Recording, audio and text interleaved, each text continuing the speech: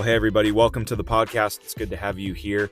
In today's episode, I just wanted to record a couple of quick thoughts in regards to the horrible shooting that happened at Joel Osteen's church in Houston. Wanted to share with you what I'm trying to work through, what I'm thinking about, and how I'm trying to navigate situations like this more biblically. Stay tuned.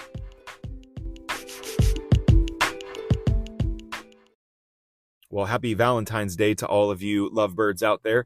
It is February 14th today, and just 3 days earlier on Super Bowl Sunday, on February 11th, Mega Church Lakewood in Houston, pastored and led by Joel Osteen, they suffered a pretty violent attack. There was an approximately 36-year-old female who came into the building with an AR-15 and a .22 as well, and using a 7-year-old as a human shield, this female proceeded to go into the church and started opening fire on the parishioners. There were 2 off-duty police officers at this service. They were both serving as church security. They were both armed, and they stopped this female shooter very quickly. Only one parishioner was shot in the leg or hip. Details are still kind of coming out, but he is expected to make a full recovery. Very tragically, very, very sadly, this 7-year-old that she was using as a human shield took a shot to the head and is currently in critical condition. Doctors are not sure if he is going to survive.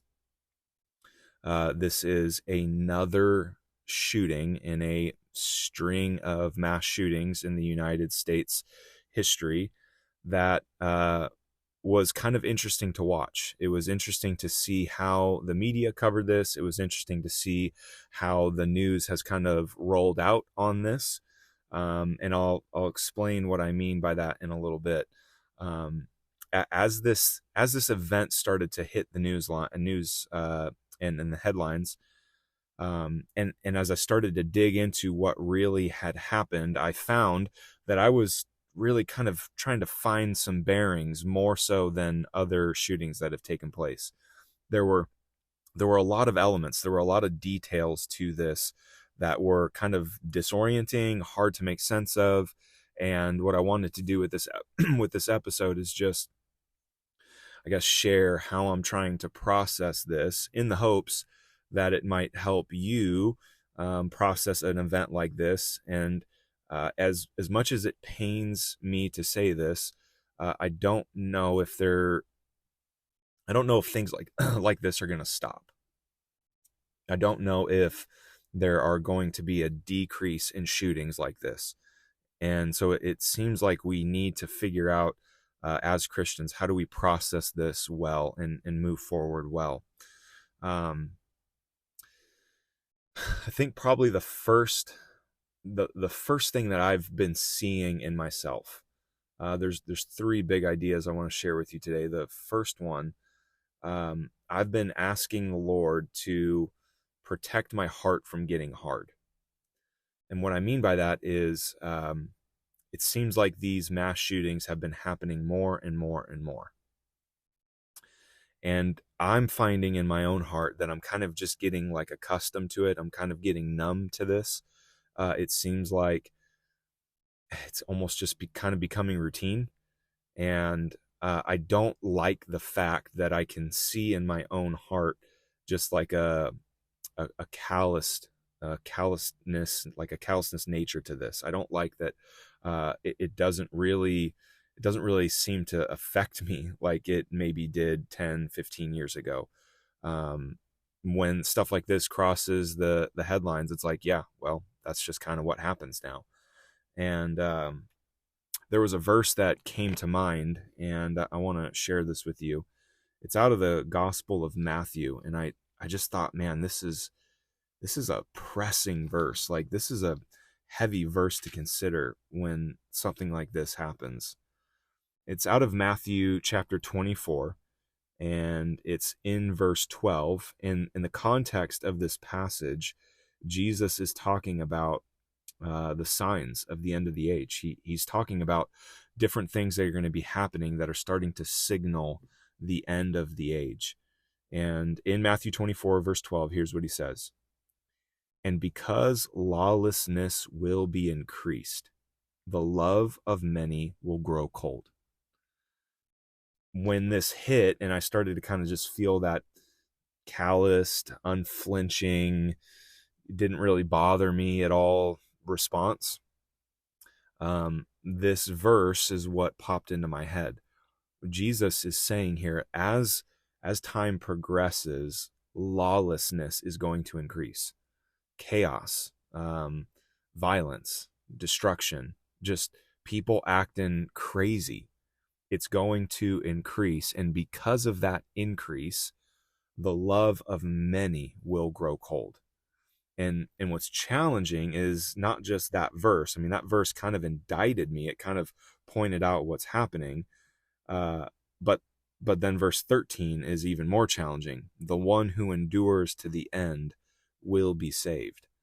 Like the one who continues to try and follow the Lord, the one who endures the lawlessness, the one who endures all the chaos and doesn't let their hearts be so hardened and calloused, they're the ones that are going to be saved.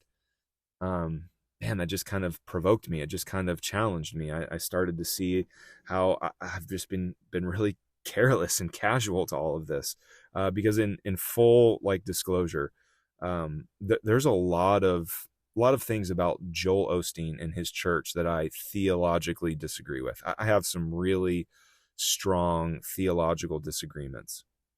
I think he's actually probably doing more harm than good. I don't think he is a pastor. I think he's way more of a politician, way more of, be generous to call him a motivational speaker.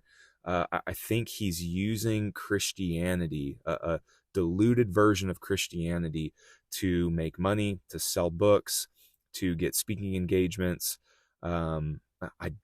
He's not faithfully teaching the Word of God. He preaches a version of Christianity that is basically saying Jesus wants you to be healthy, wealthy, and happy. But here's the problem with that. The Bible does not preach that message. The Bible preaches, in this world you will have trouble. The very version of Christianity that Joel Osteen preaches doesn't fit Jesus's own life. Jesus was not wealthy. Jesus was not always happy. Jesus was brutally betrayed by his closest friends and slung up and murdered on a cross for a crime he didn't even commit. Our Messiah doesn't fit the version of Christianity that he's trying to propagate. And so, man, I just have some really hard disagreements with his style, his philosophy, his theology. With that being said, what does it say about my own heart when something like this happens? People are shot at church, and my own heart goes, yeah, it's probably not going to be the last time. So, man, yes, I disagree with Joel Osteen, but gosh, man, we wouldn't want to wish this upon anybody, but we wouldn't want to wish this upon our enemies. And I've just been personally challenged, like, Lord, would you soften my heart? I don't want the love in my heart to grow cold, even for the people that I disagree with, even for people where I look at their church and go, man, I don't actually think you're helping. I think you're doing more harm than good. I just praying, like, Lord, would you make my knee-jerk reaction to be a tender, soft heart, a compassionate heart, instead of being like, yeah, whatever. Yeah, I don't really care. It's probably not going to be the last one. So that's the first thing I've been trying to work through, is just, Lord, protect my heart from getting hard. I don't want to be calloused, and I don't want to be numb to things like this. The second thing I've been trying to just process and think about through this whole shooting event here was, I've been seeing how hard it is to find reliable, trustworthy news. This is something I've been seeing actually for a little bit now. It seemed to crystallize in this story. because there's a lot of elements to this story that are just kind of weird. Um, and depending on who you're getting your news from, the story is going to be vastly different. Because if you're getting your news from outlets like CNN, MSNBC, Vox, Young Turks, Huffington Post, wherever, those are going to be kind of your more left-leaning, more liberal news sources. And here's what they're going to spin this whole thing as. It's all going to be about gun control. That's what I've been seeing.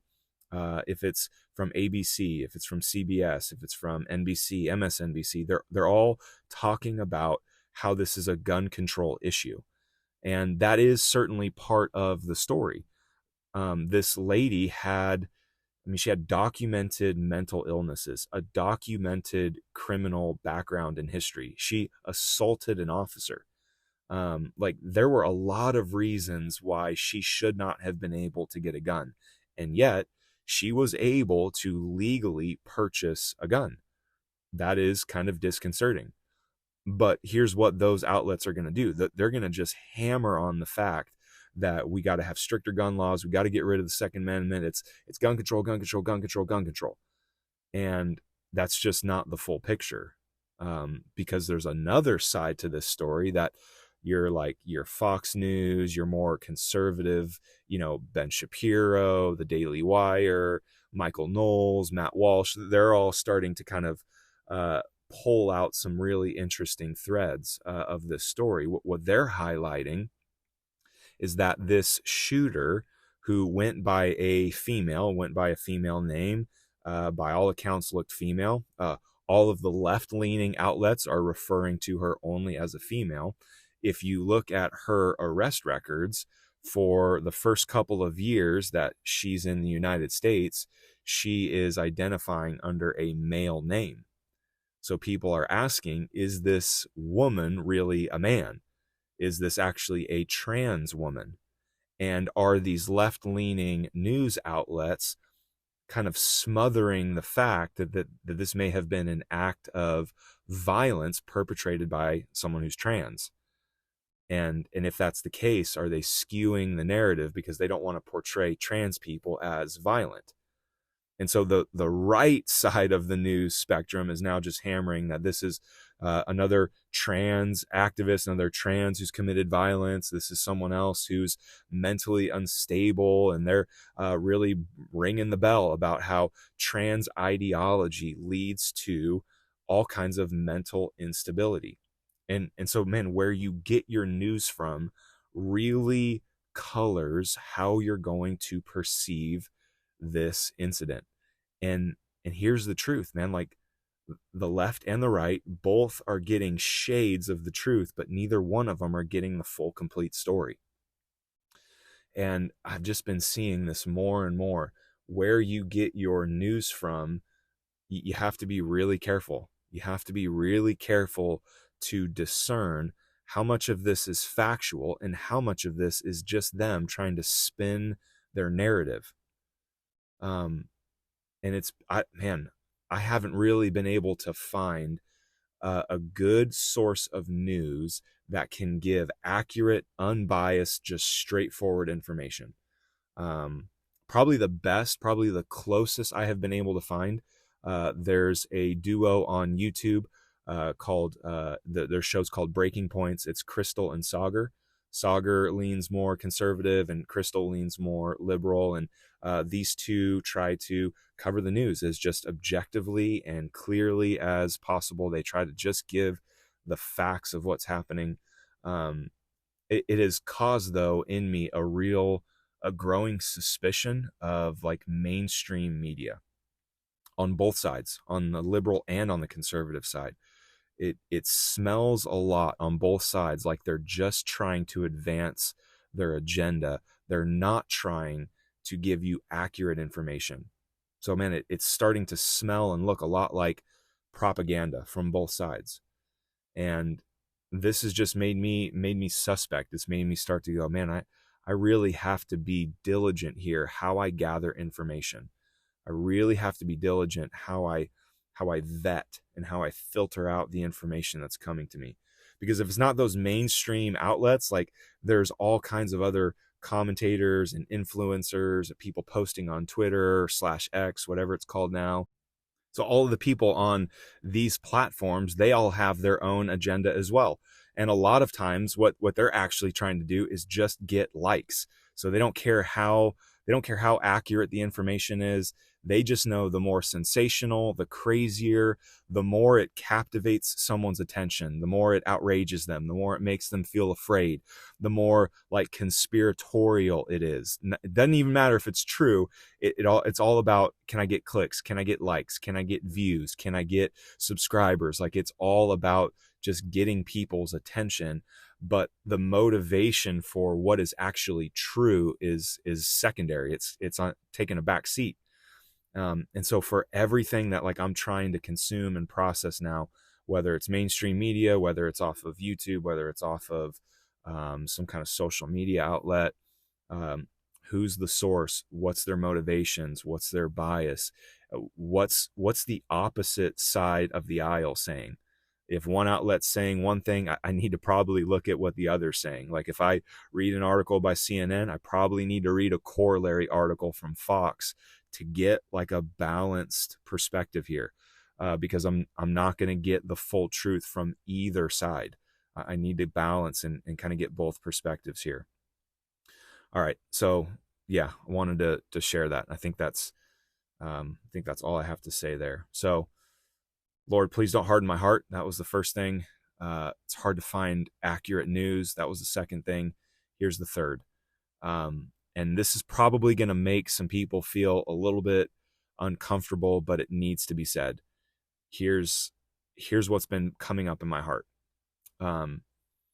This shooter is recorded as having, there's differing reports, but on the gun, this shooter was reported to have a Palestine, or some reports are saying Free Palestine. This shooter is reported as being a practicing Muslim, wore a hijab. This shooter had tons of anti-Semitic writings and rhetoric at her house. One of the things that nobody is talking about right now is the fact that as Westerners, we have a very skewed perspective of Islam. As Westerners, it seems like we think Islam is kind of like the Christian analog. It's like the Arab analog to Christianity.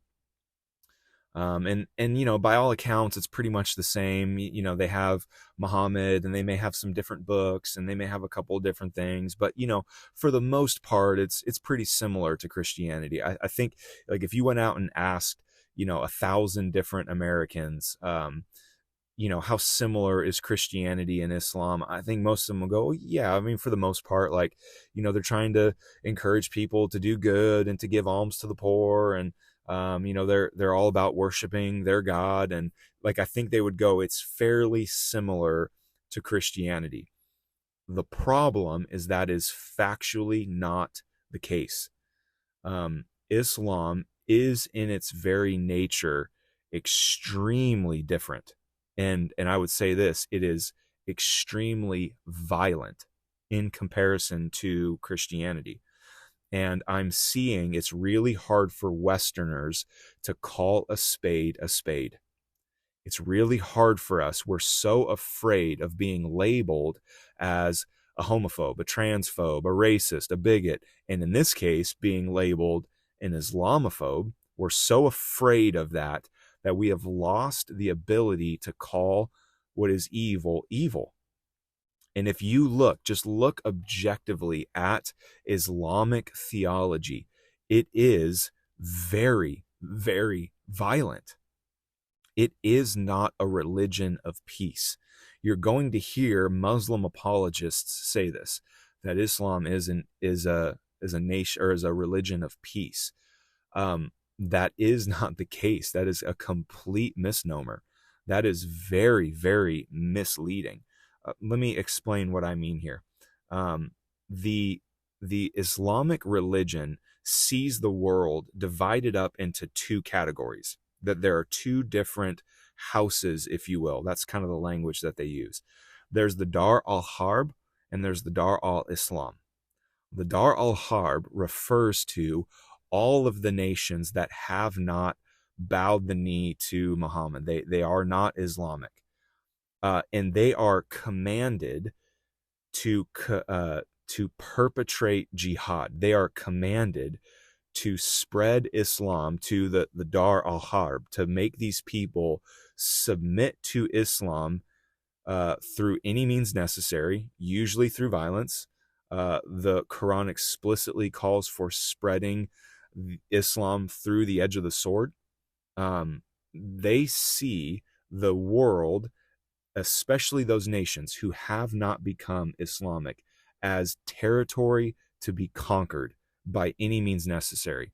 And specifically through like jihadist principles, through like religious war, they are commanded, not just like encouraged or just like subtly recommended. They are explicitly and directly commanded to commit religious war against the Dar al-Harb, so that they would become the Dar al-Islam, those who are submitted to Islam, submitted to Muhammad and to Allah and his prophet Muhammad.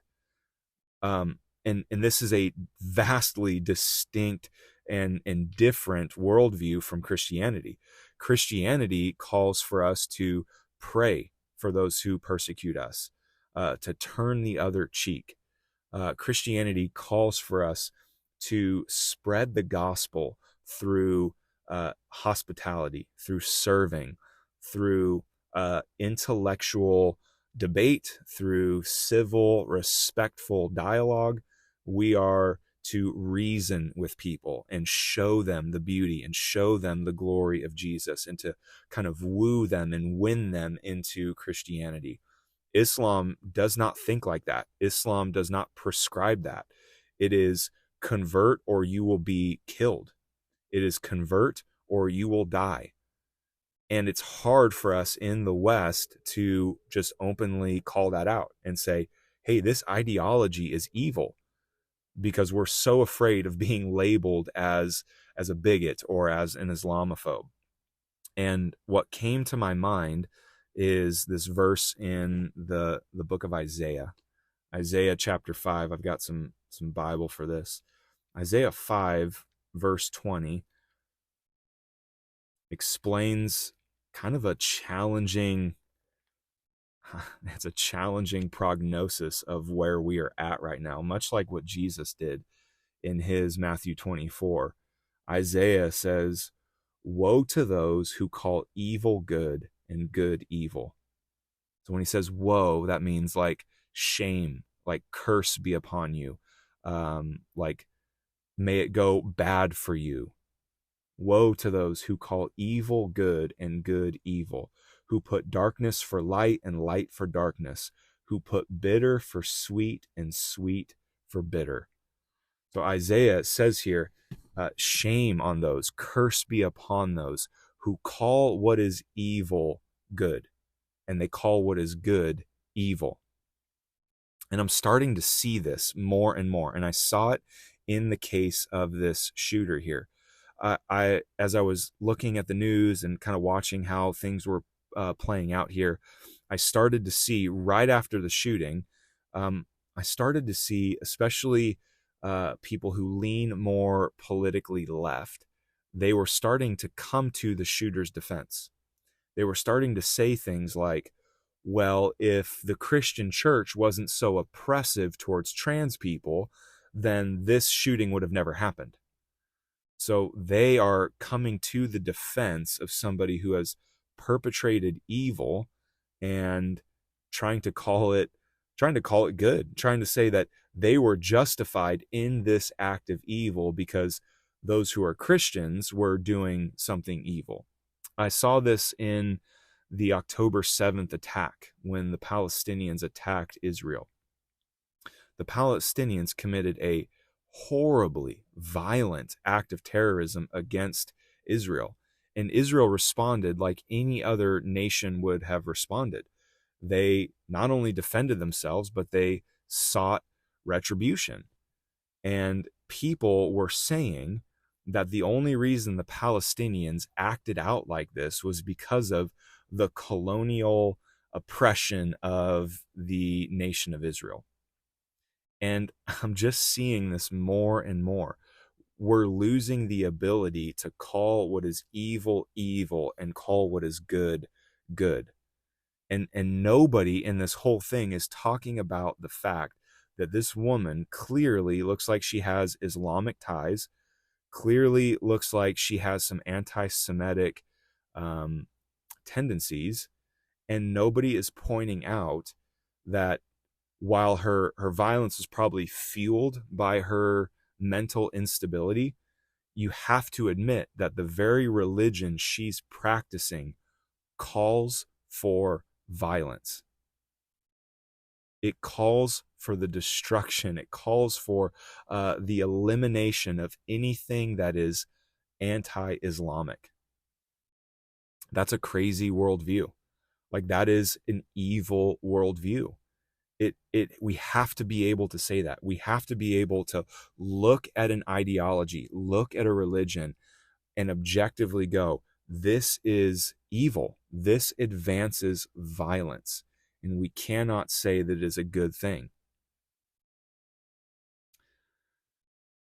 This whole shooting has just caused, confusion, caused self-reflection. I don't know why this one more than others, maybe because it was a Christian church, and that just kind of hit closer to home for me. But these are the things that I've been thinking about through this whole process. Yeah, Lord, keep my heart from getting hard. Help me to find good, balanced, information. Help me to seek the truth, not just seek what I want to hear. Help me to not just look for what my political party lines up with, but help me to actually find what's true. And then in that search, help me to have the courage to call what is evil, evil. I don't want to be the person that says good things are evil and evil things are good.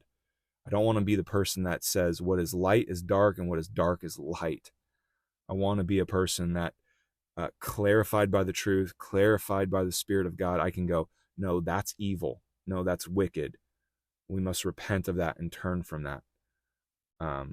Otherwise, man, we're going to get swallowed up. We're going to get swallowed up by the confusion. We're going to get swallowed up by the propaganda and the lies. So in an effort to just not let my heart get hard, what I'd like to do is close by just praying for Lakewood and for Joel Osteen and for all the parties involved. So, Lord, God, I do pray for all the people hurting from this church shooting.